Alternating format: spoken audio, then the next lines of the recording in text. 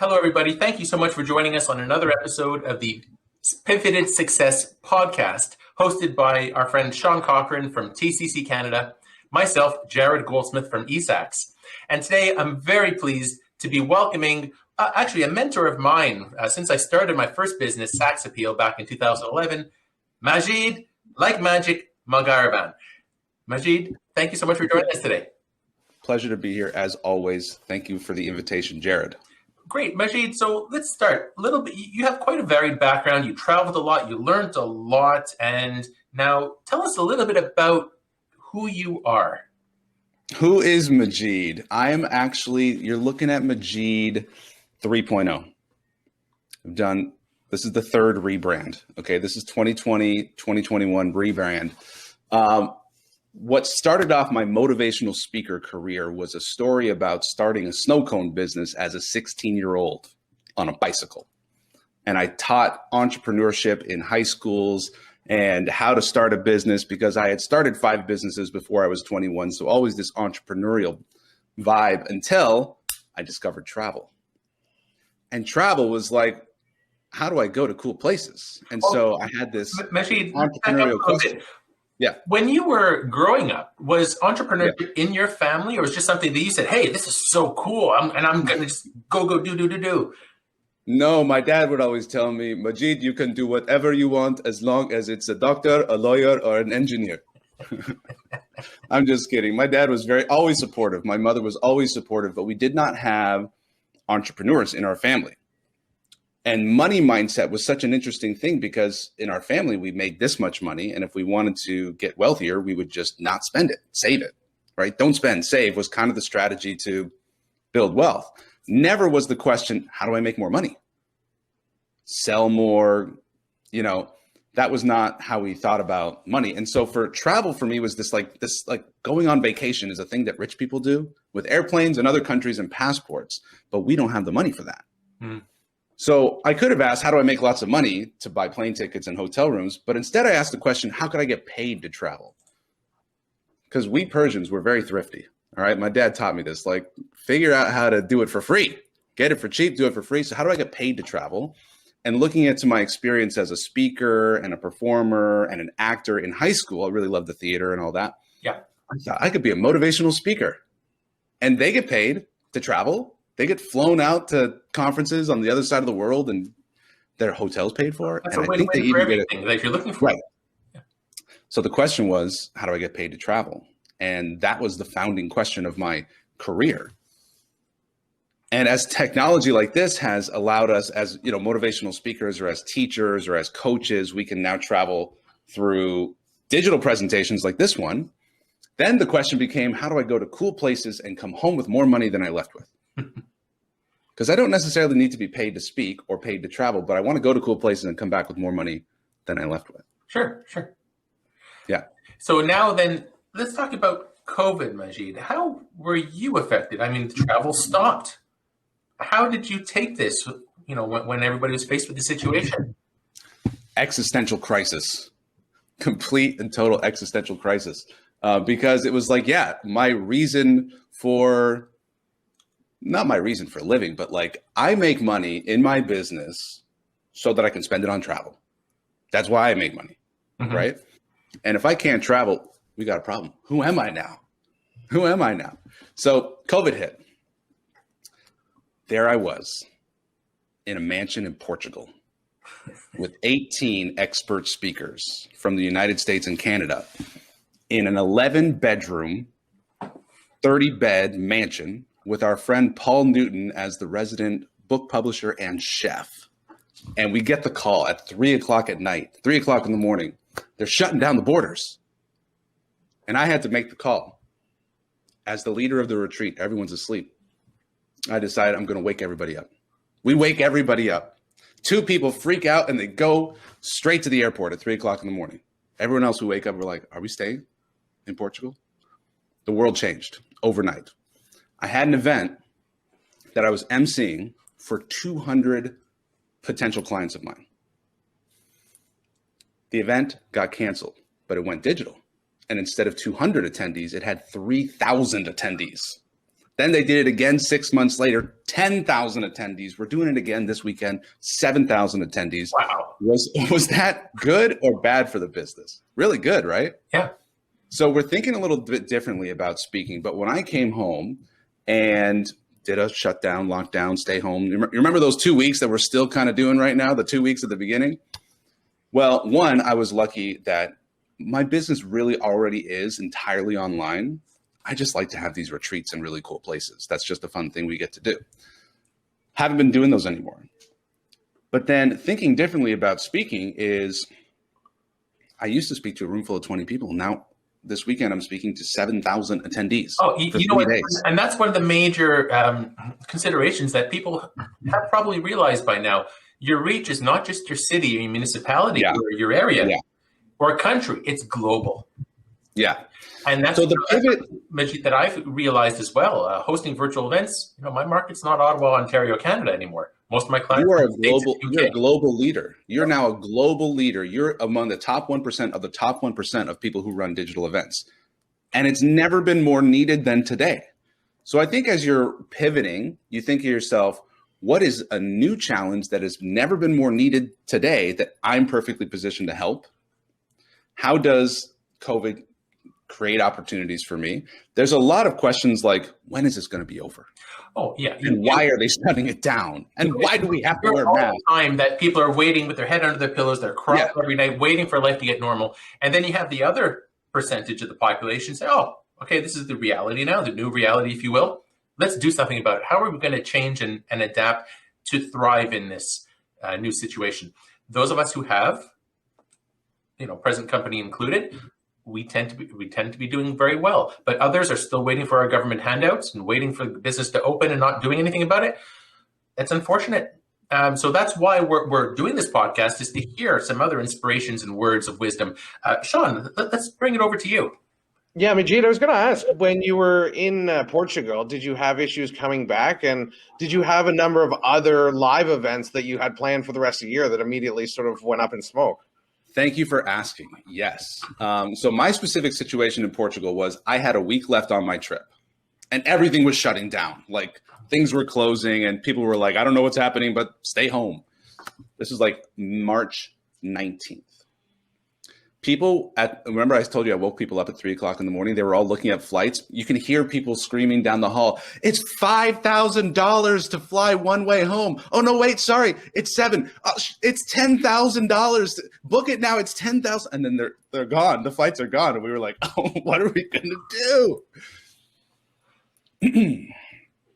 So I called my insurance company I booked flights on this credit card that has a travel insurance that if there's some sort of interruption. And they say, yeah, just book the flight, just get home, we'll pay for it. $2,500 I paid. So I got on a one-way flight, $2,500. Tried to figure out how to file an insurance claim. That's not my strength. That's not my zone of genius. Okay, but I eventually got it done. And then I get an email that says, oh, it doesn't qualify. And I'm like, all right, whatever. So I'm moving past it, like emotionally as a Persian, like the money, I have to make peace, but it's gone. I had other events scheduled in Canada. As you know, in Canada, we're very inhospitable right now. If they get in, they have to detain for 14 days without seeing the light of the day. So I had to cancel my May event. Didn't get the money back on that. With the downtown hotel, I'm at the Andaz in the Byward Market, if you must know. Yeah, nice hotel. Love that place, my favorite place. The rooftop, sunset at the rooftop. I mean, I had this whole plan orchestrated with the opening night. It's going to be great. When the borders open up, it's happening. So I had a couple of events, yes, and I pivoted under the assumption that I can deliver all the value and then some over Zoom. I just miss real people. Like I like seeing people. Now, we talk about experiences. Yeah. How can virtual events still offer, well, one, the type of wisdom you want to impart, and two, the experience that people have? People are zoomed out. They're tired. They don't want to sit through a 5-hour conference or workshop. How as a professional speaker? Great question. I have a belief that I choose to be true as a world-class facilitator, MC, speaker, event maker, experience maker, that I take full responsibility for the physiology of my audience. From the music to the smells, to the movement, to the food, it's orchestrated so that they have a peak physiological experience. I take them on a ride, an emotional ride. We laughed, we cried, we hugged, we high-fived. And I break the physical barrier. In a digital event, there's nothing to touch. You're just another face on a screen, just like another YouTube video. I might as well be doing the laundry while we're doing this. I'm not really here. But what I do when I get a client, the first thing I do is I send them a journal, a pen, a mug, and it's their new favorite mug, okay? It's kind of cheeky. It's the perfect size. It's a nice mug. You send them a crappy mug, it gets relegated to the back of the cupboard. This must be better than their current best mug. Why? Because when they have a warm, chemically infused drink, as we tend to put into our cups, kind of make us feel good, and we're associating the brand. So I'll tell you what, if I have a live event, I have a live event this week. I got 5 people showing up on Zoom for 2 days straight. You better believe they're holding my mug. You better believe they're holding my pen and my notebook. So I have a physical, tactile connection to them. I personally use a fulfillment center in Chicago. There's one I can recommend to you in Toronto, by the way, if you want a Canadian distribution. But every time I get a new person, info in, they get a box of swag. All right? Yeah. So I get them up and moving. I put on Salt and Pepper Push It. Why? Because it was #1 when they were in high school. So they freak out. It brings them back just like this. So I go to YouTube. I go Salt and Pepper Push It. I go to Zoom, or if you're using this platform, when you're on Zoom, you click share screen, and then there's a little click box you got to click in the lower left corner called share computer sound. That's going to make the audio go through clean. And then I get them up. I tell them to stand up. I say, pretend like you're taking a seat without a chair there and stand back up. And that's a squat. Let's do 20. Come on, baby. And then I make a joke and I say, I missed my calling as an aerobics instructor, but I'm making up for it now. Let me see you do 5, 6, 7. Keep going. We're doing 20. And then when they get back, they're laughing, they're breathing, their body's pumping. If we don't do this, yes. I'm doing my squats. Oh, there we go. I get it back up and running. I'm gonna do it for my Facebook Live audience here. Here we go. Hey. Who knew we'd be getting dinner and a show today? Now here's a funny little twist of fate. Facebook and YouTube, they're always listening to us. They're always listening. And when we play copyrighted music, they cut the stream. Oh. And when you got 7,000 attendees dancing to Salt and Pepper Push It, and the conference gets cut, that could be some major disruptions there. Yeah. So we're looking for royalty-free music. Unfortunately, I can't bring them back to the moment where because I do playlists, and you can really change someone's state with the right song. Yeah, sure. When they've recognized it, because it brings them back. Well, Majeed, we were talking earlier about sharing the other screen. Well, yeah, I didn't think about it at the time, but absolutely. So if this is what the other show floor area looks like. There it is, folks. So if you want to, pass the camera around so you can see. Anyways, I'm not here to promote the platform. I want to hear more about, Majeed, how you've adapted and whatnot. But all I have to say is, there are organizations and people out there who have adapted quite well. Yeah. So let's talk about how, outside of your business, Majeed, can you talk that how are you helping other people to adapt? So, I've taken a sort of political, philosophical way of being through the pandemic. It's my contribution. And what it is a savage and ruthless pursuit of joy despite outlawing having fun. Is that from the dancing side or just the mentality? Well, I'm in Quebec. I'm in Quebec, and there's an 8 o'clock curfew. It's illegal to have more than one person in your house, $10,000 fine. Businesses are shut down because they don't even want to open because they got to card Ontarians. If they can't serve Ontarians, they got to ask for it. Anyway, so I formed this gang called the Secret Sunrise Gang. And we're anywhere between 5 and 10 people who watch the sunrise together at a secret location. We've had the cops called on us twice. Really? Yeah. For sunrise. Wow. Yeah. Yeah. So I don't know if it's illegal to be gathering outside without masks or whatever it is. But so I'm creating connection, community, and the piece that's really missing in the pandemic is like, we can't be around people. So I'm getting us around people. I'm getting us around nature. And people who are freaked out by people standing close to each other should avert their eyes and stay home, stay safe, and save lives, as they say on the TV over and over. So I actually traveled more last year than any other year. I traveled 149 days. And I did the opposite of social distancing, whatever that is. I think it's called hugging everybody.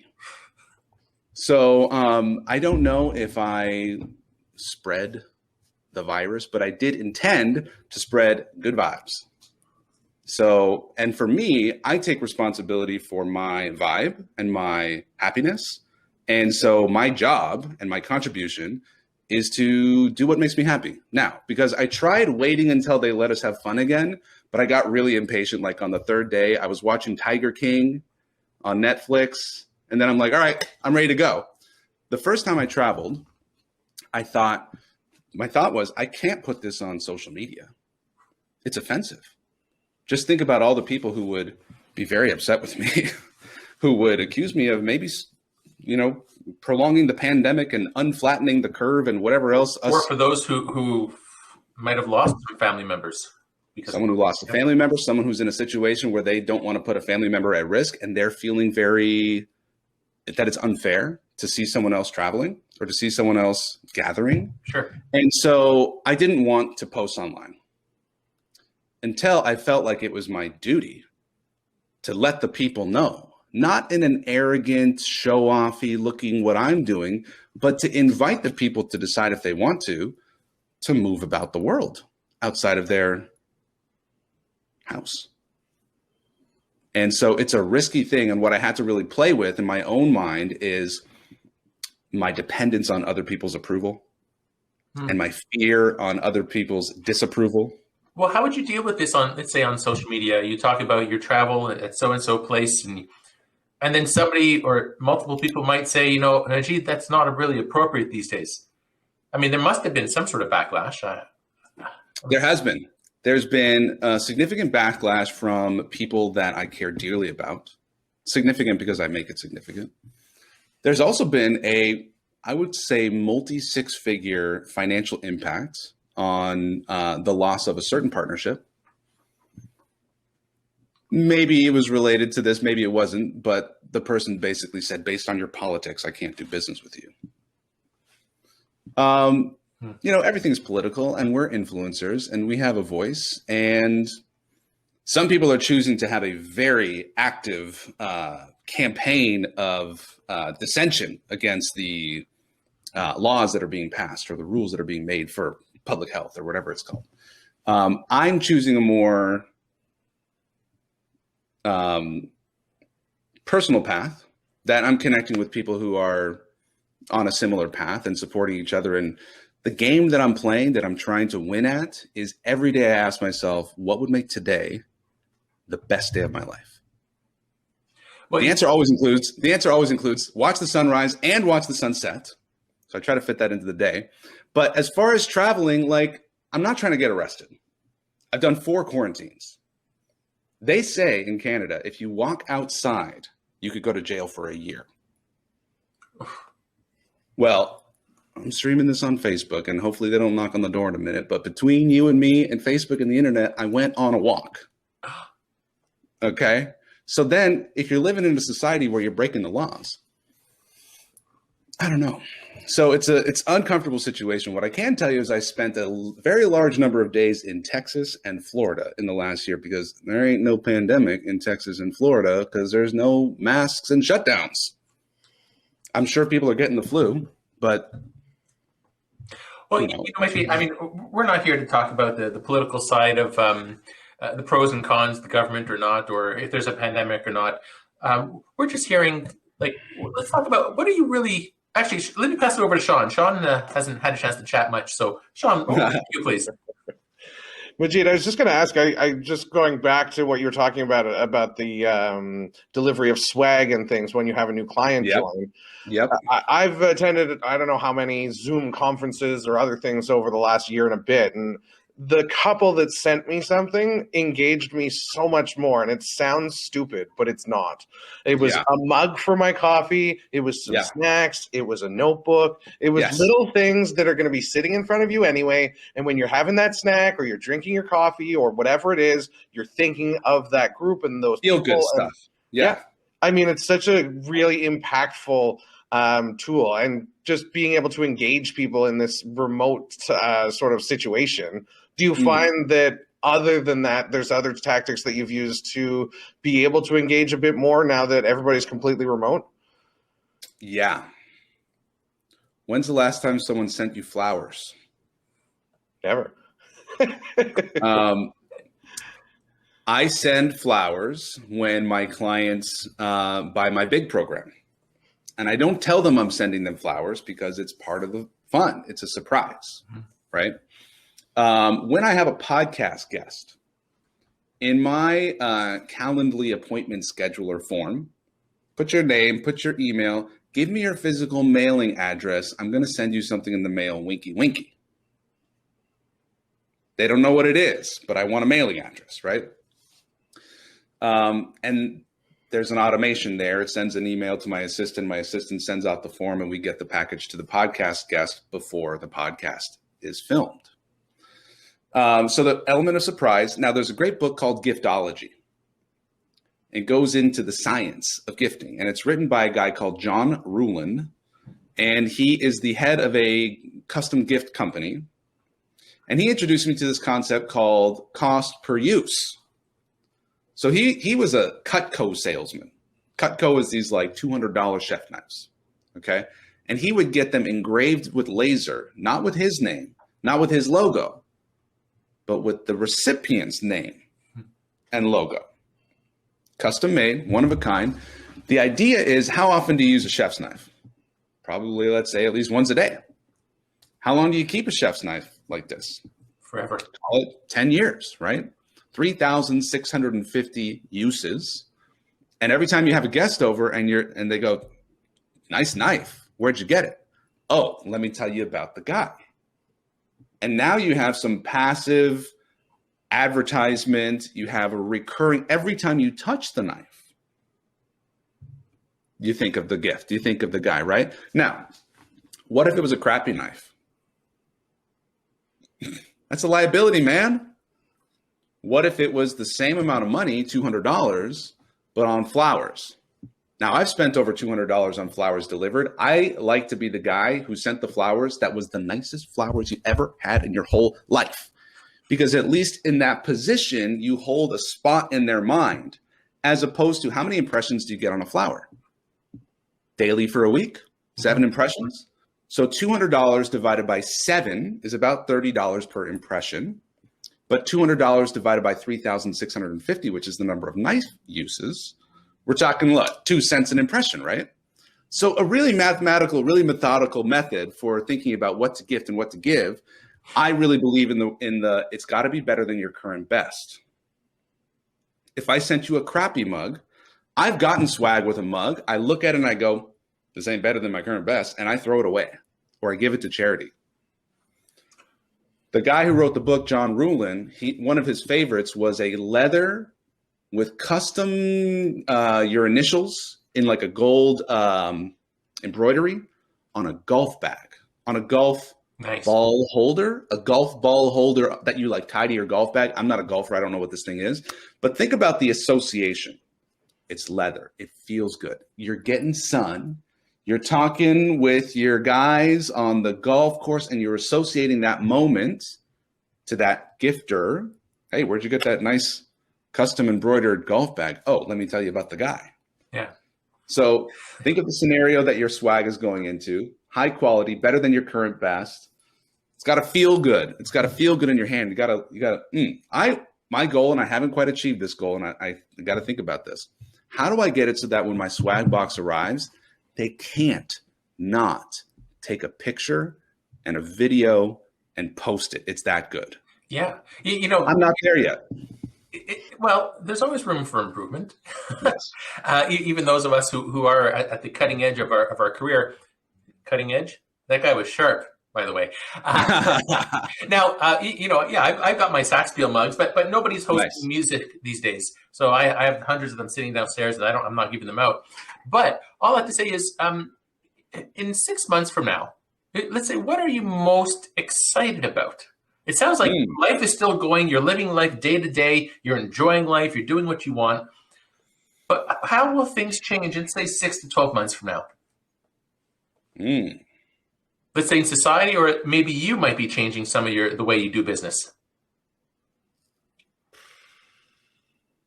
Okay. There's a lot of directions I can go with this one, Jared.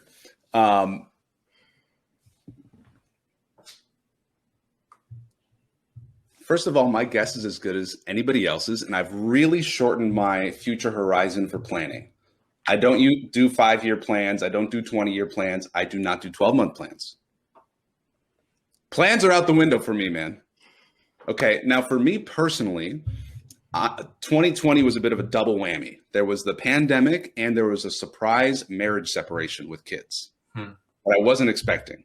So I'm like, okay, that whole future I was thinking about, scrap it. What are we doing? And like I mentioned, I traveled 149 days. It's one of the things that I prioritized through the first year of the pandemic. The first year of the pandemic. We'll see how long it lasts. But what I'm doing right now, Jared, so I've moved out. I'm in my own apartment right now from May of last year. My next move, mansion. Westboro, you guys know what that means. So it's downtown. I'm renting and it's furnished and it's 9 months. It's a transition. It's an upgrade. It's controlling the risk because there's a financial market right now. We don't know with inflation. There's a real estate market right now in Ottawa that's going crazy. So I'm thinking, how do I plan more short term? How do I mitigate the risk while at the same time maximizing my lifestyle? Because it doesn't matter if you make 100,000 or $1 million, your lifestyle is what winning in life is. Your happiness, your lifestyle. So Jared, you know a guy, I think you may know him if I mentioned his name, but I'm not going to mention his name. He's worth several $100 million. He's on his way to starting his second $1 billion company. He's going to be the only person in Canada with two companies with $2 billion, the only person in Canada to ever found $2 billion companies under the age of 40. Okay, this is the guy. Every time I see him, he says, man, Majeed, I wish I had your lifestyle.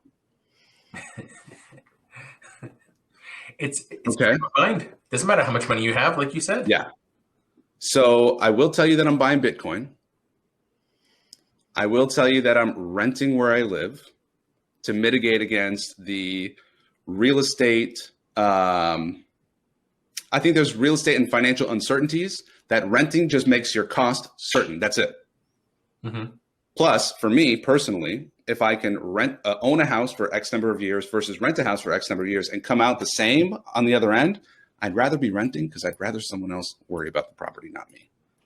So one of the best advice I got from Tim Ferriss was a good investment is something that makes your life better. And for me, owning a property doesn't make my life better than renting a property. Lifestyle. So as far as my business goes, keep it simple, keep it easy, keep it fun. This is simple, this is easy, this is fun. How do I make it more simple? How do I make it more easy? How do I make it more fun? And the point of my business is to have the impact, which is about helping functional medicine doctors, holistic healthcare providers get more clients through better public speaking. And from a self-serving perspective, it's to fund my lifestyle and travel around the world, meet cool people. So my business is my creative expression. It's my lifestyle funding engine. It's my contribution. I don't use the word work. I use the word contribution. And that's what my vision is right now, Jared, is baller mansion in Westboro, travel, make $1 million, help a lot of people, keep it simple, keep it easy, keep it fun. You know, I've never heard it put that way before. Your work is a lifestyle, like it enables your lifestyle. It's not what else is it? Yeah. Yeah. I think I mean, some people build businesses to build empires. Some people build businesses to fund the movement and dent they want to make in the universe. My business right now is modeled for $1 million with a really simple schedule, lifestyle based on 80 clients. Yeah. Your service offerings, you don't have to have 400,000 clients. I mean, if you're selling mugs, maybe. But if you're selling a lot more other things, yeah, you don't need that much. Let's talk about words of wisdom, Majeed. You know, eSAX, we've always been working, promoting the small business community. So Yep. Let's put your small business hat on, or fedora, if you will, and let's talk about, during these times, the small businesses, let's say the micro business, the 1 to 3 employees, who are, for the most part, starving. They don't know what's happening. Their businesses might be shut, or those who might have a storefront. What about words of wisdom for those small businesses during COVID?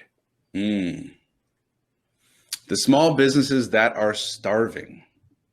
Those ones? Yeah. Or let's say they have a storefront, they're still paying their rent, but they have no traffic. They're not allowed to have traffic. Boy, this is it's tough. I didn't want to be in the retail business before COVID. After COVID, where you have to do all this stuff, there's a bit of a metaphor with the frog and the boiling water. And the metaphor is that if a frog jumps into boiling water, it's hot, he jumps right back out. But if a frog sits in a pot of lukewarm water that slowly is increased to a boil, it dies because it can't tell, right? Yeah. I'm concerned for people who don't see the water boiling. The question being, if you could start your business right now, would you start that business? That's a way to uncover bias called a sunk cost bias. Yes, you've invested all this time. Yes, you've invested all this money, but do you want this business today? So if you're running a restaurant, for example, you know, in Ontario, where you guys are, they just instituted this new thing, and I love watching the political language. They call it an emergency brake. Boom, you pull the emergency brake, shut down everything tonight. It's a new thing. And guess what? If you're a restaurant owner, you would be ignorant to think that they're not going to use an emergency brake again. They have a little button at the head office in the Capitol called emergency brake. And whoever comes in and goes, pull the emergency brake. And we're all just supposed to go, oh, I guess we're shutting down our business for at least 2 weeks, at least 2 weeks. How do you plan on that? So all certainty is self-generated certainty. If you need certainty, you need to generate your own certainty. So in business, we look at risks and we look at mitigation strategies. And a real simple tool is you draw a line down the center of the screen or the center of the, we're not drawing on paper anymore, guys. We're drawing on screens. All right, draw a line down the center of the paper. On the left side, you got risks. On the right side, you got mitigation strategies. So what are the risks? One risk is there's going to be a lockdown again. Yeah, your business. So what do we do to mitigate against that? One risk is that the store catches on fire. What do we do to mitigate against that? We buy fire insurance and we get a fire extinguisher and we keep the candles away from the curtains. Another risk is that the owner gets sick. So how do we mitigate against that? Healthy diet, healthy lifestyle, a quarterly checkup with the doctor. Okay.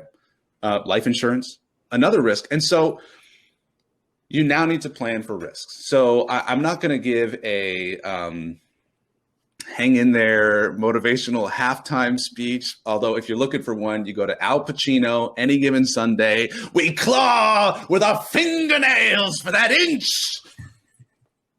That'll get you through the tough times. I love this, Majeed. Your suggestion about, would you open a business in today's climate? What would you do differently than 2 years from now? Or sorry, 2 years in the past? And I think people would be probably more lean. They'd be much more aware of the current climate. Let's assume you want to open up a restaurant. You got your grandma's amazing cookies out there, and you say you want to promote this to the world. And as you know, so many people start up a passion, a business because of the hobby that they've had, the passion. Let's say you bake these grandma cookies, but you can't open anywhere. So your mitigation would be, okay, I'm not even going to have a storefront. I'm going to sell out of my backyard. And then how would the Eastern Europeans have already built this whole market? They know how this works during communism. Hmm. So you want a haircut in Ottawa when all of the barbers are shot? You call your Russian buddy. You want to buy some cookies when you're not allowed to buy cookies? You call your Russian friend. So you're right. There are going to be alternative markets. Here's how I'm thinking about the situation. The immediate risk is the power goes out, the water doesn't work anymore, you got no food, and everybody's looking kind of thirsty and hungry. What are we doing? Well, we got to bug out. Down at that point. Actually, I've been thinking a lot about this the last few weeks. So people are prepping. People are getting bunkers. People know where the nearest source of fresh water is and camping, and they know how to defend themselves. This is like the base of like, what do we do when we're bugging out, right? Then there's, what if I lose my job? What if I lose my source of income? Where do I go? Who do I call? So you got to handle all that. And personally, I'm not really doing the weapons and the martial arts and the camping gear. Like, I'll tell you right now, I'm a goner. If the power goes out and there's no water, just leave me behind. Okay, I'm dead weight. All right. But from a financial perspective, I'm buying cryptocurrency. I'm looking into how to buy gold and silver. I'm thinking of my wealth in terms of not just currencies, but relationships. So who's got my back? Who's got my back if I lose my business? Who's got my back if I lose my house? Currencies, relationship, currency, my health. Well, finances. Majeed, I'd love to keep chatting about this. It's a little off topic of our chat today. I'm not trying to sound the alarm by any means, but no. Okay, let's bring things back. But this is how you create the stability that you need when you don't know if your business can continue. You got to build your own stability and build your own certainty, emotional stability. And that's what it is. It's starting up a business. Yeah, you have the capital, you have the resources, but it's also up here. It's the emotional component. And because a lot of us, the emotional side is missing because we're not interacting face to face, how do we counteract that?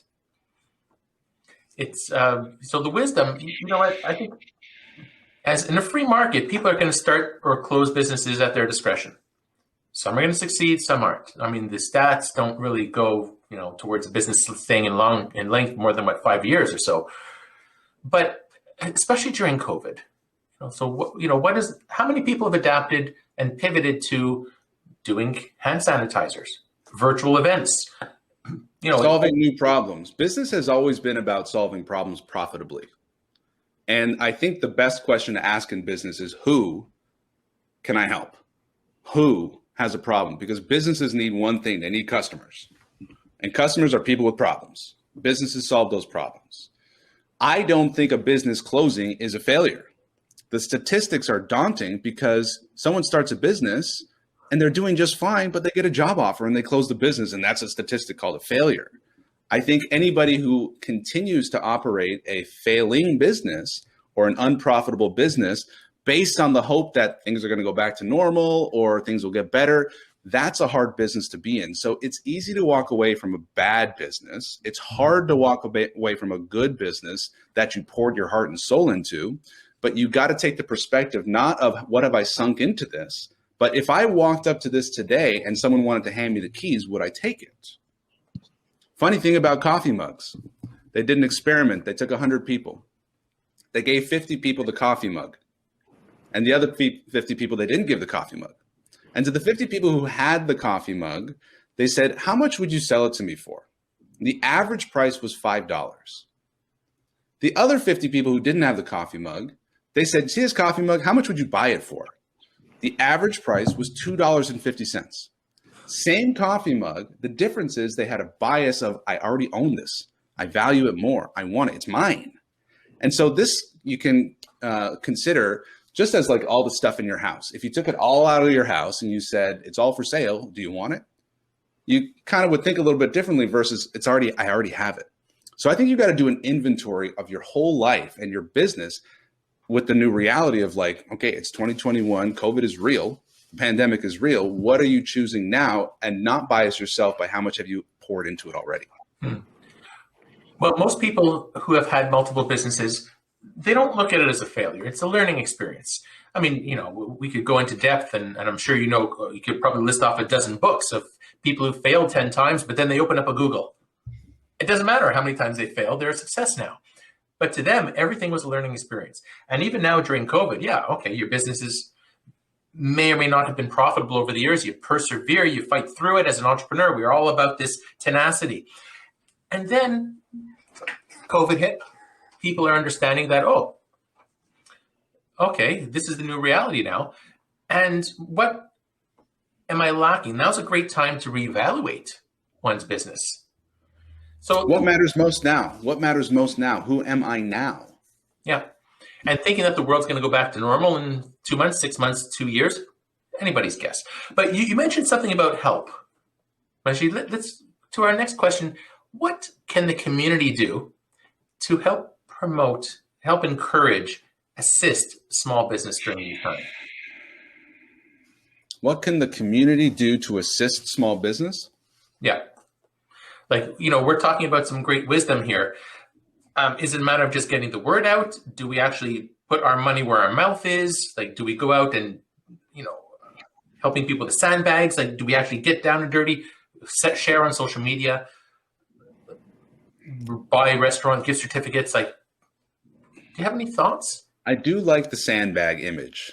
It's like the neighbors are out. I live here in Elmer where the river floods. And the neighbors are out and they're helping the army scoop the bag. And we're in this together and we're fighting the shared concern, the encroaching water. And we do have this shared, this is one of the great, I think, impacts of the global pandemic is we have this shared concern. Mm-hmm. Speaking personally, stabilizing my own mental health, like keeping my anxiety and depression and fears about what's going to happen and all of this, and just taking care of myself is the foundation of my contribution. So that's really number one. What can we do to support small businesses? There's a coffee shop right there. There's a restaurant over there. Oh, is that the one you were kicked out of after half an hour? What's that? That was the coffee shop you were kicked out after 30 minutes. No, that one's in Hindenburg. But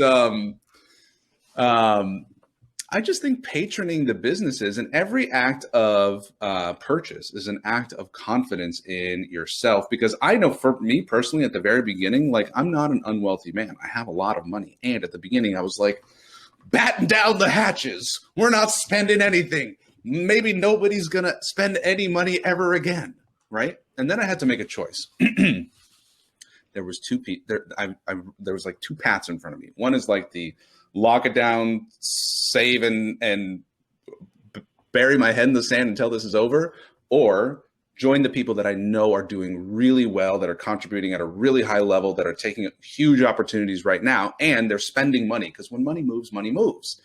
Yeah. And I made a very large purchase. It was like a thing for me for like is something I wanted for a long time, but for some reason I couldn't get myself to buy it.